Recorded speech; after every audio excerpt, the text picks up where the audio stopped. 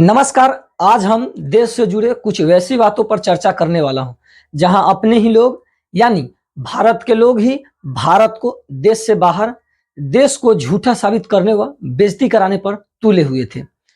आज हम बात करेंगे ऑपरेशन सिंदूर का, जिसमें भारत ने पाकिस्तान पर हमला किया।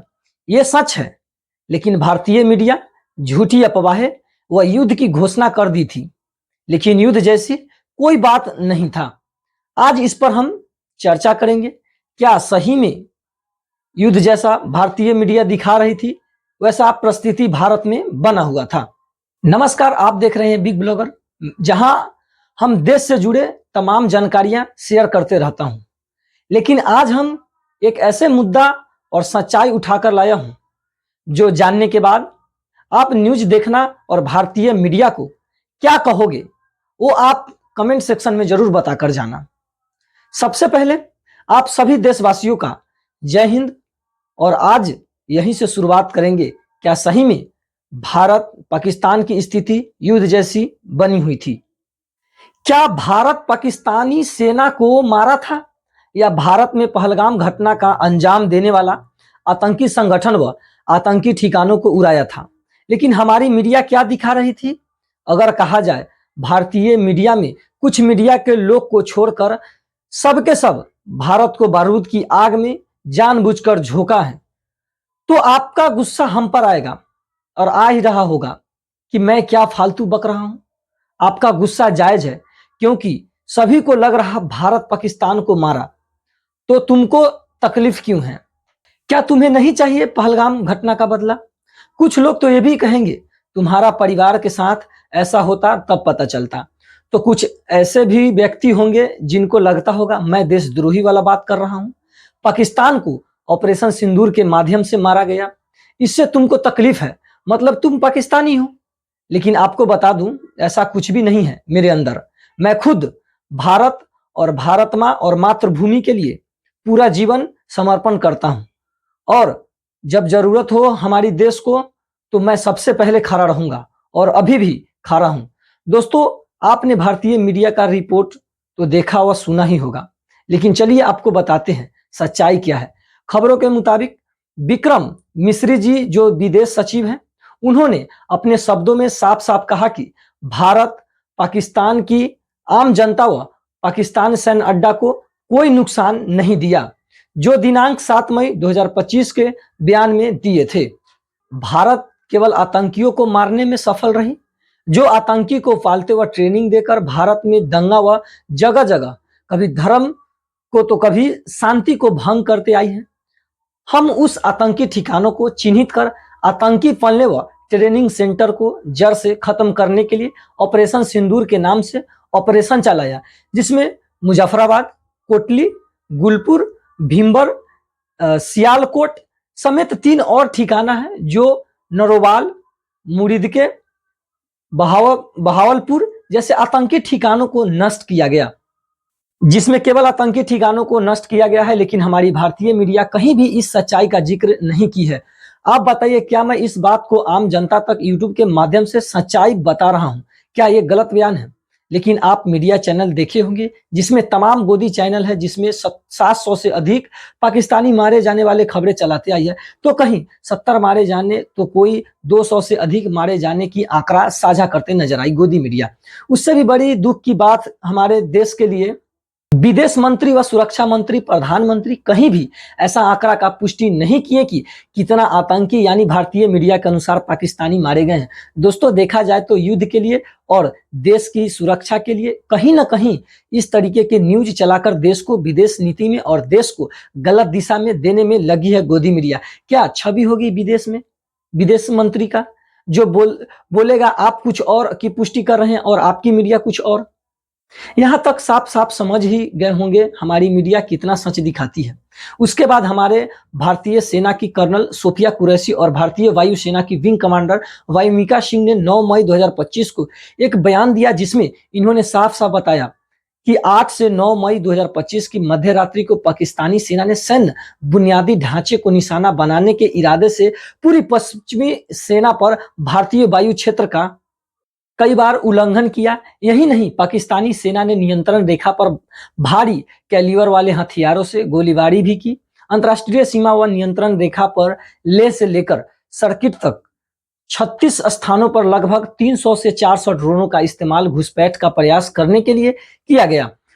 भारतीय सशस्त्र बलों ने कायोनेटिक व अनकायोनेटिक साधनों का उपयोग करके उनके कई ड्रोन को मार गिराया। उसके बाद 10 मई 2025 की सुबह पाकिस्तान की तरफ से हमले की कोशिश कई शहरों से आई है।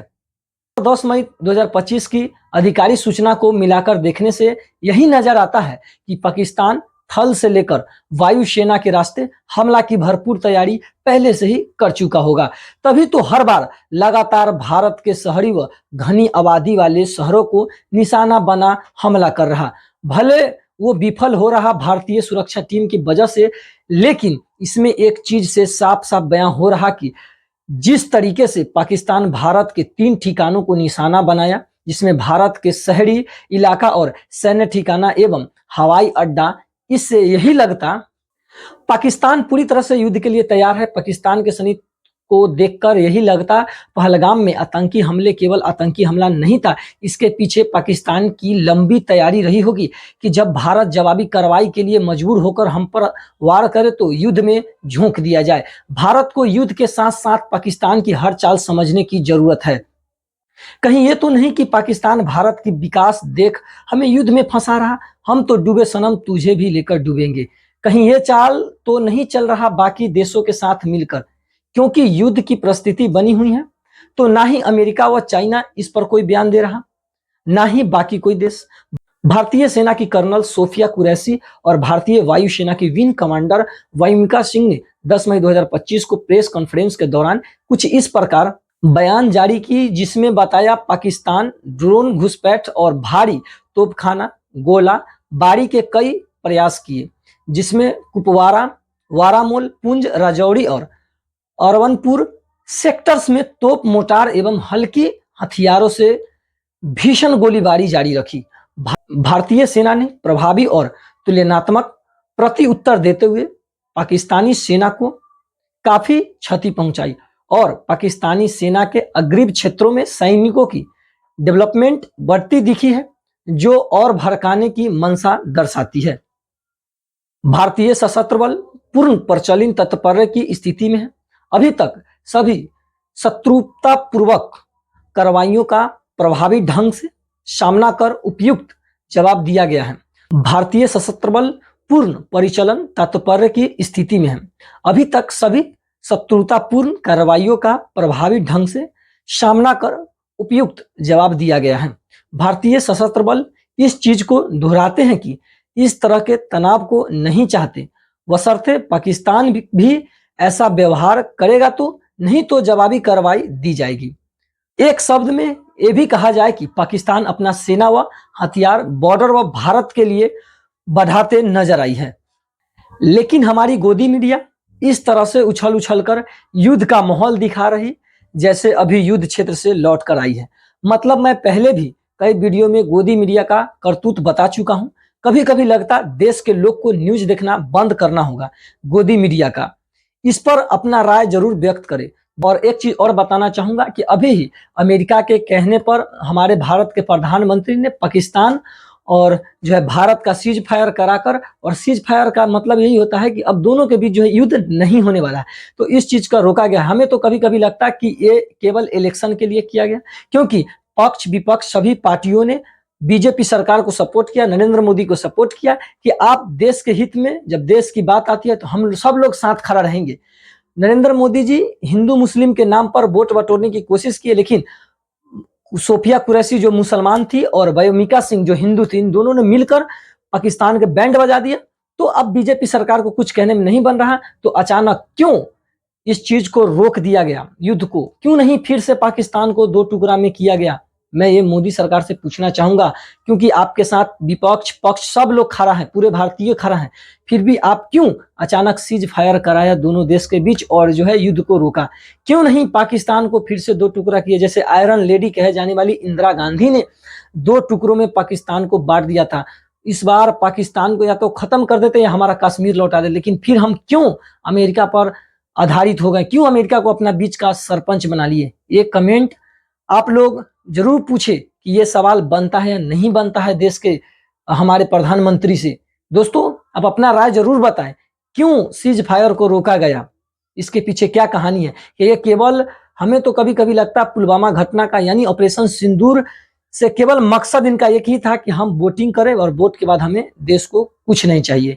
ये लोग केवल कुर्सी के लिए कर रहे हैं, हमें तो ऐसा प्रतीत हो रहा है। आपको कैसा लग रहा है? अपना कमेंट बॉक्स में अपना कमेंट जरूर बताएं, ताकि जो आपके कमेंट से हम पढ़ कर आगे जान सके कि क्या देश में अभी भी लोग जागरूक है या अभी भी लोग सोए हुए हैं। जय हिंद दोस्तों, मिलते हैं हम आपसे फिर एक नए वीडियो के साथ। मैं आपका भाई विराट विशाल यादव।